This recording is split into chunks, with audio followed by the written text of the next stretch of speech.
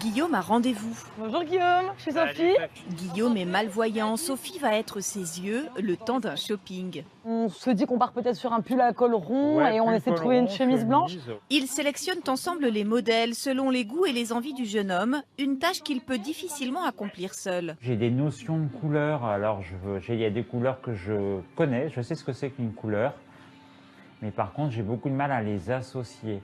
Sophie est bénévole dans une association qui aide les non-voyants et les déficients visuels à choisir leurs vêtements. En fait, j'avoue que avant de voir cette association, je m'étais jamais posé la question de comment fait quelqu'un qui ne voit pas pour s'habiller. Et j'ai eu tout de suite envie de participer.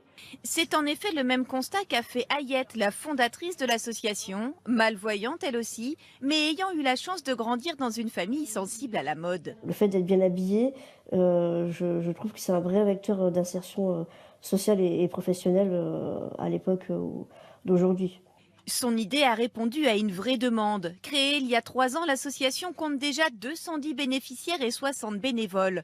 Aujourd'hui, elle pousse même le concept plus loin et s'attaque à l'organisation des dressings. Est-ce que tu peux me dire si tu es non-voyante de naissance et surtout si tu es brailliste? Est-ce que tu Alors lis le oui, braille? je suis non-voyante de naissance, donc voilà, donc j'ai appris le braille à 6 ans. Cette femme pourra équiper ses vêtements d'étiquettes en braille qui indiqueront la couleur, le style, mais aussi la température de lavage. J'aurais plus besoin de retenir, voilà, et je pourrais ranger mes vêtements aussi plus facilement dans mon dressing, quoi. Pour ceux qui ne lisent pas le braille, 2 autres systèmes sont en cours de développement. Une puce reliée à un smartphone ou des lettres brodées. Les projets, c'est de toujours rester au plus proche des attentes de nos adhérents. On a des antennes qui doivent se développer sur la province, notamment sur Lyon, Lille, Montpellier et Toulouse. L'objectif aussi, c'est d'ouvrir des séances shopping sur Internet, d'ouvrir une boutique, un regard pour toi, c'est un dépôt-vente, un regard pour toi solidaire, qui va nous permettre justement d'avoir un espace, un lieu d'accueil, de convivialité pour les non-voyants, mais aussi pour des voyants, et aussi créer un espace où on aurait un atelier pour justement étiqueter les vêtements, donc un atelier couture, de façon à ce que les adhérents, quand ils achètent par exemple leurs vêtements, ils passent à l'atelier pour qu'on puisse leur mettre les étiquettes voilà, avec les indications en braille.